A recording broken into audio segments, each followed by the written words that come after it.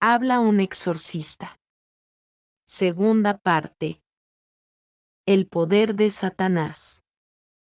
Las limitaciones de orden práctico que me he fijado de antemano en este libro no me permiten profundizar en temas teológicos de sumo interés.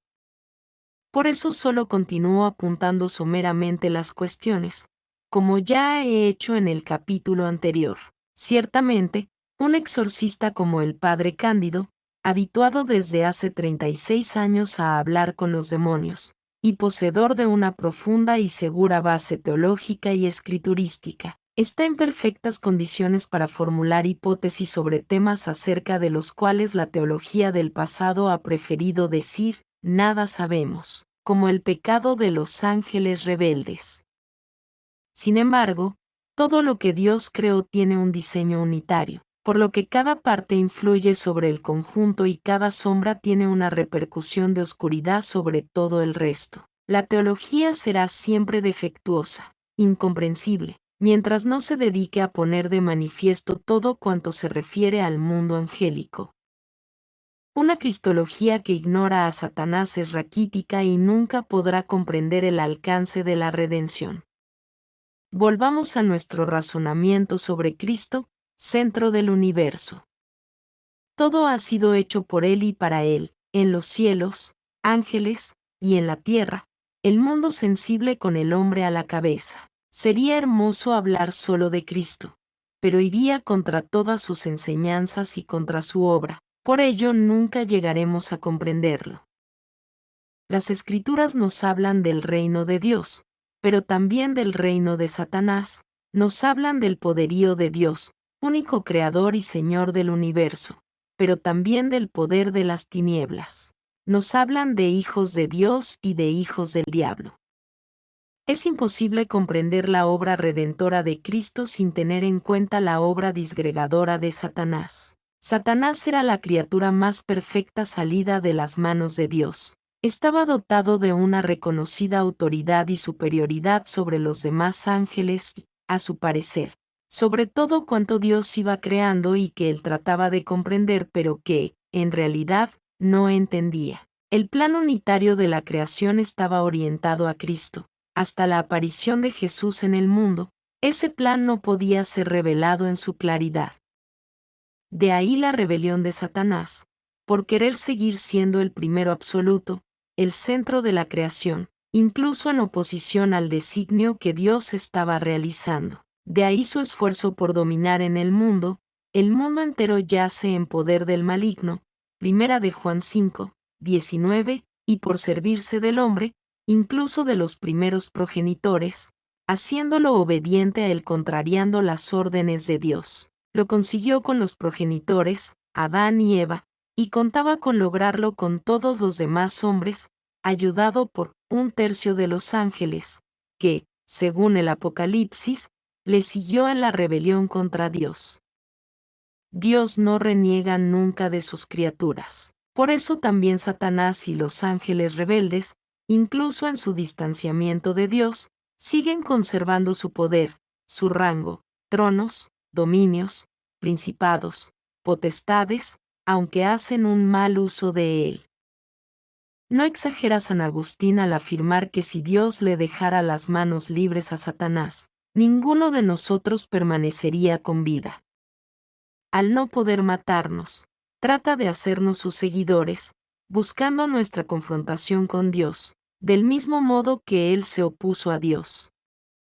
He aquí entonces la obra del Salvador.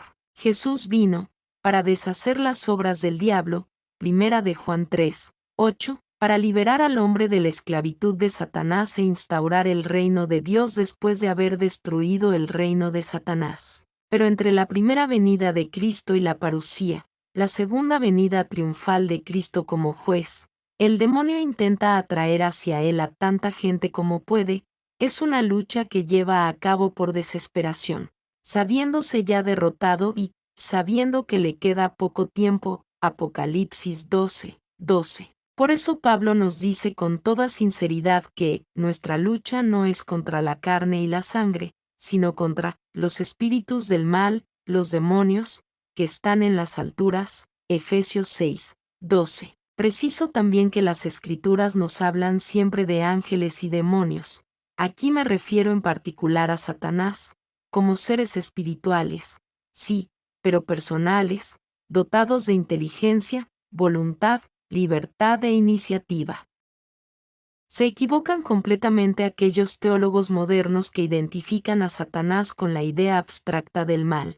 Esto es una auténtica herejía, o sea que está en abierta contradicción con lo que dice la Biblia, con la patrística y con el magisterio de la Iglesia. Se trata de verdades nunca impugnadas en el pasado, por lo cual carecen de definiciones dogmáticas, salvo la del Cuarto Concilio Lateranense. El diablo, Satanás, y los otros demonios fueron por naturaleza creados buenos por Dios, pero se volvieron malos por su culpa. Quien suprime a Satanás suprime también el pecado y deja de entender la obra de Cristo.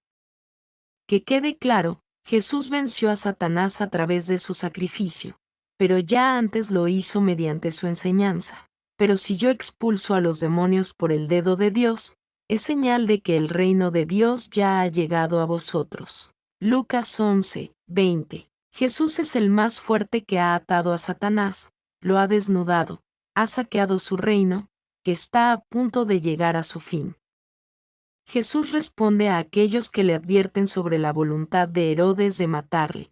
Id y decidle a ese zorro, mira, hoy y mañana seguiré curando y echando demonios. Al tercer día acabo, Lucas 13, 32. Jesús da a los apóstoles el poder de expulsar a los demonios. Luego extiende dicho poder a los 72 discípulos y, por último, se lo confiere a todos los que crean en él. El libro de los Hechos deja testimonio de cómo los apóstoles siguieron expulsando a los demonios después de la venida del Espíritu Santo, y así continuaron los cristianos. Ya los más antiguos padres de la Iglesia, como Justino e Ireneo, nos exponen con claridad el pensamiento cristiano acerca del demonio y del poder de expulsarlo, seguidos por los demás padres, de los cuales cito en particular a Tertuliano y a Orígenes. Bastan estos 4 autores para avergonzar a tantos teólogos modernos que prácticamente no creen en el demonio o no hablan para nada de él. El Concilio Vaticano II insistió con eficacia sobre la constante enseñanza de la Iglesia. Toda la historia humana está penetrada de una tremenda lucha contra las potencias de las tinieblas, lucha iniciada en los orígenes del mundo, Gaudium et Spes 37. El hombre, tentado por el maligno desde los orígenes de la historia, abusó de su libertad levantándose contra Dios y anhelando conseguir su fin al margen de Dios, rechazando reconocer a Dios como su principio. El hombre transgredió el orden debido en relación con su último fin, Gaudium et Spes 13. Pero Dios envió a su Hijo al mundo con el fin de sustraer, a través de él, a los hombres del poder de las tinieblas y del demonio.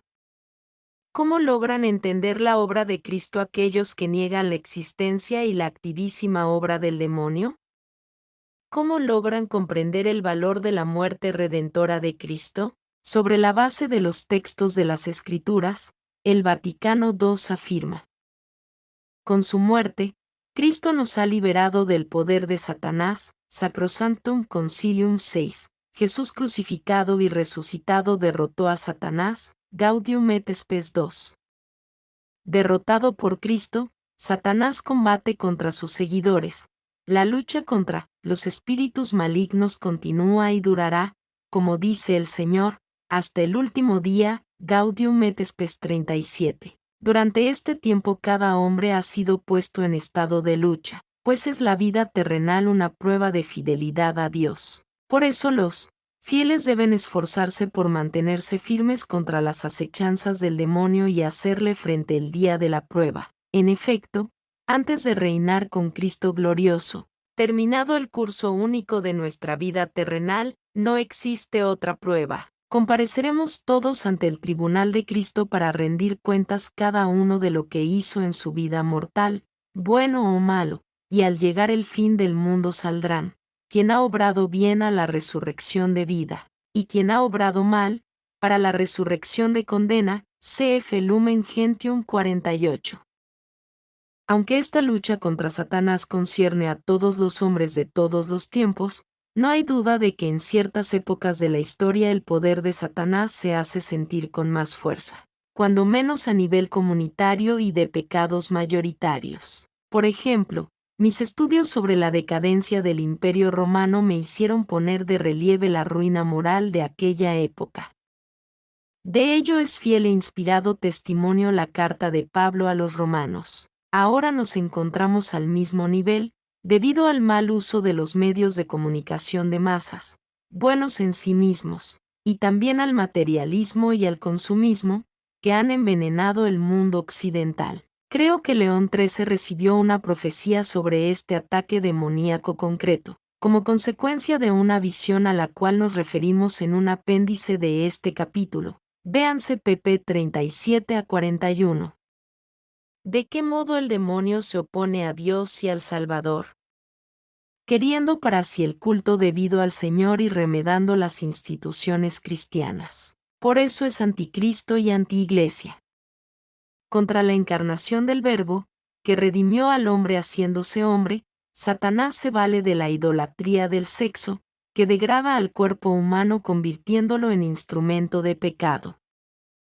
Además, remedando el culto divino, tiene sus iglesias, su culto, sus consagrados, a menudo con pacto de sangre, sus adoradores, los seguidores de sus promesas. Del mismo modo que Cristo dio poderes concretos a los apóstoles y a sus sucesores, orientados al bien de las almas y los cuerpos, así Satanás da poderes concretos a sus secuaces, orientados a la ruina de las almas y a las enfermedades de los cuerpos.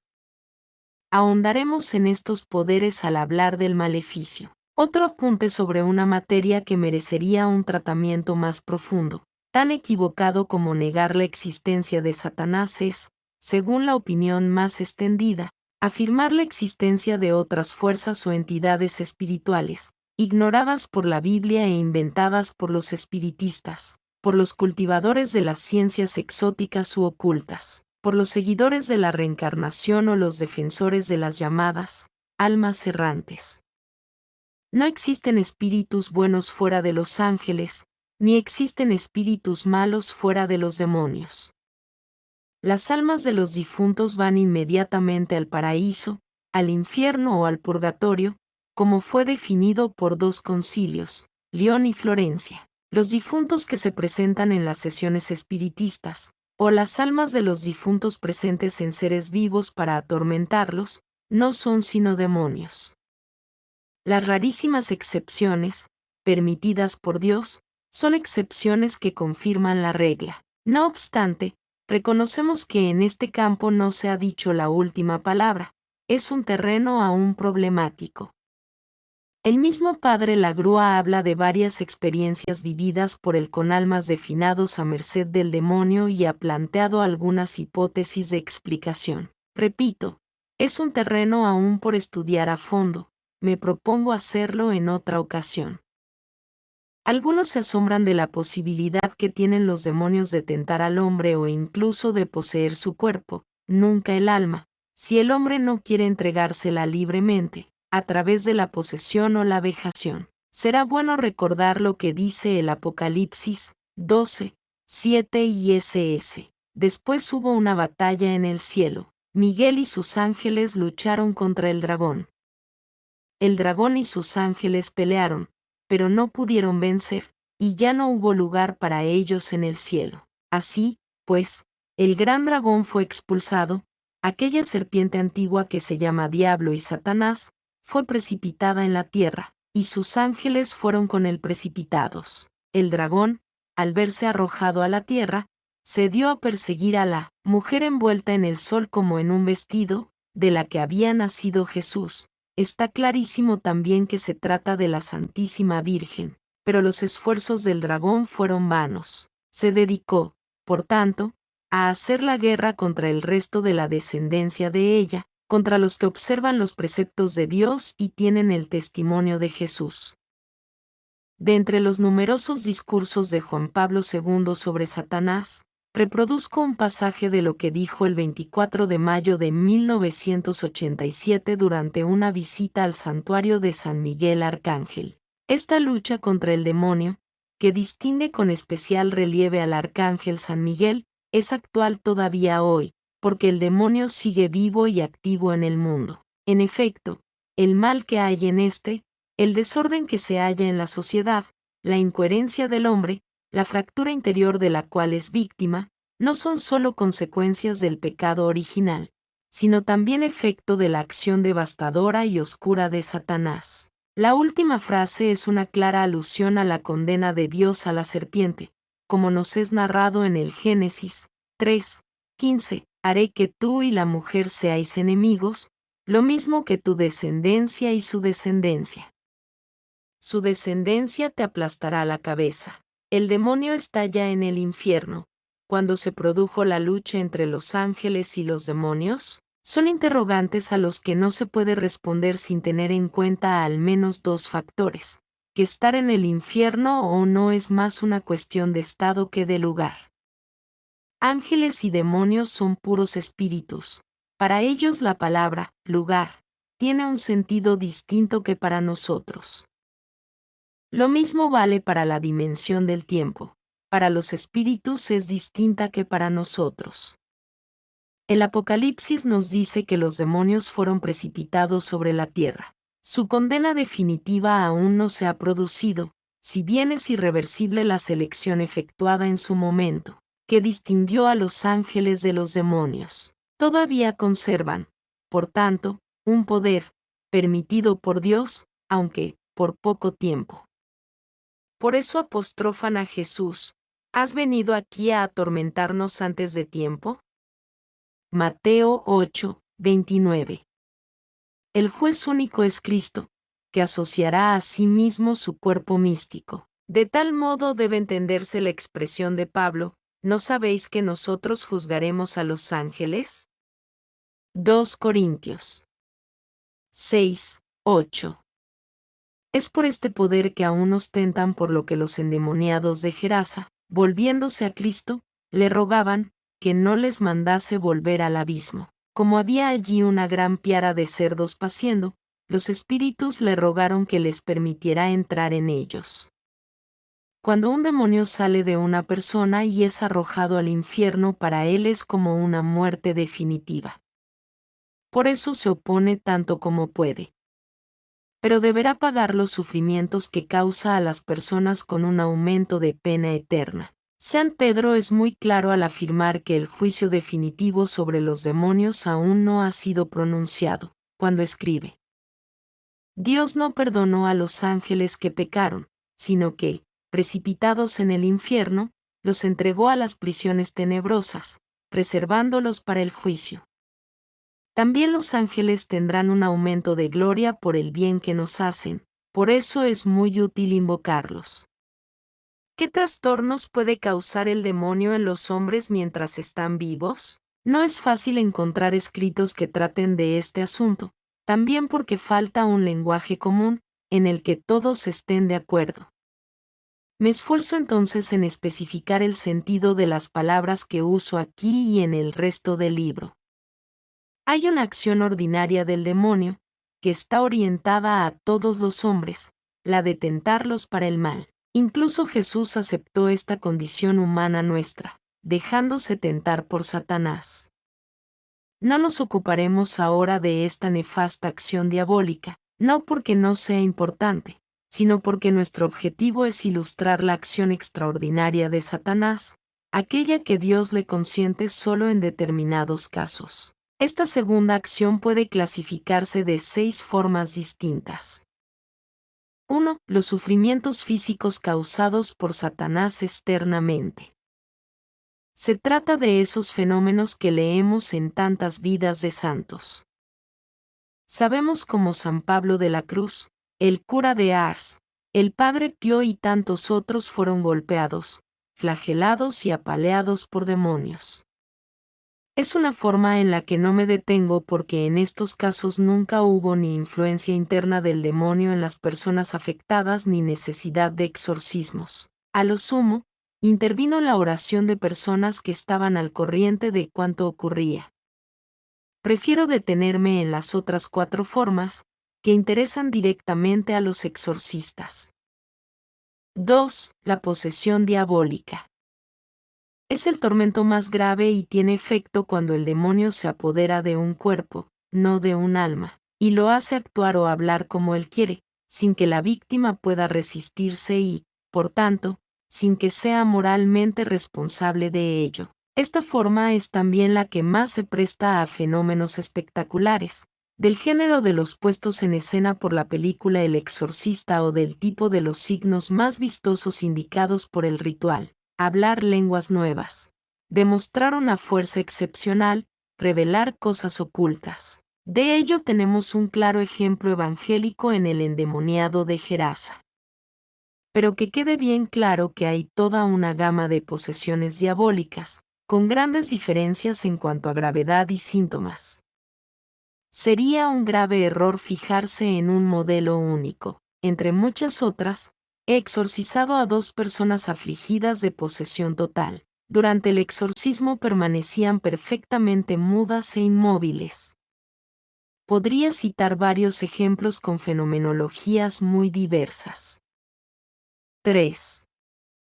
La vejación diabólica, o sea, trastornos y enfermedades desde muy graves hasta poco graves, pero que no llegan a la posesión, aunque sí a hacer perder el conocimiento, a hacer cometer acciones o pronunciar palabras de las que no se es responsable. Algunos ejemplos bíblicos: Job no sufría una posesión diabólica, pero fue gravemente atacado a través de sus hijos, sus bienes y su salud.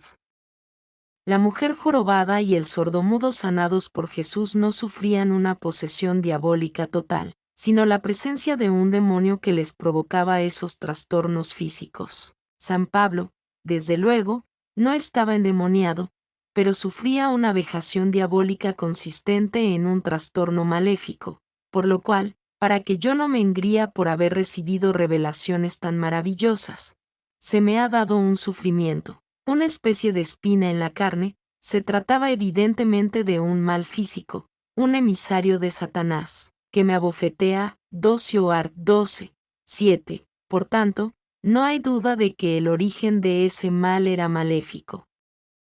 Las posesiones son todavía hoy bastante raras, pero nosotros, los exorcistas, encontramos un gran número de personas atacadas por el demonio en la salud, en los bienes, en el trabajo, en los afectos. Que quede bien claro que diagnosticar la causa maléfica de estos males, o sea, comprobar si se trata de causa maléfica o no, y curarlos, no es en absoluto más sencillo que diagnosticar y curar posesiones propiamente dichas. Podrá ser diferente la gravedad, pero no la dificultad de entender y el tiempo oportuno para curar.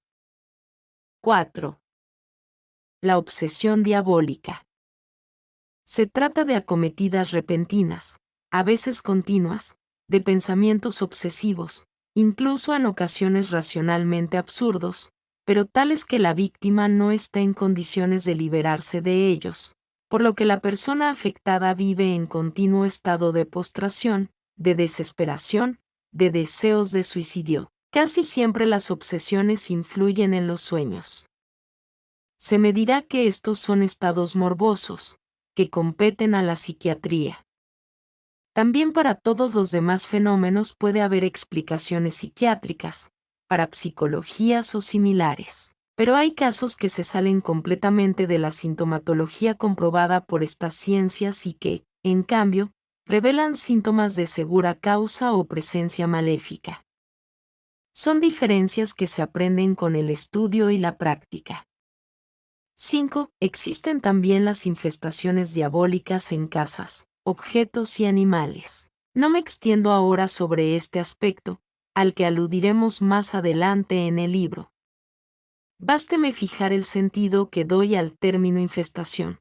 Prefiero no referirlo a las personas, a las que, en cambio, aplico los términos de posesión, vejación, obsesión. Cito, por último, la sujeción diabólica, llamada también dependencia diabólica. Se incurre en este mal cuando nos sometemos deliberadamente a la servidumbre del demonio. Las dos formas más usadas son el pacto de sangre con el diablo y la consagración a Satanás.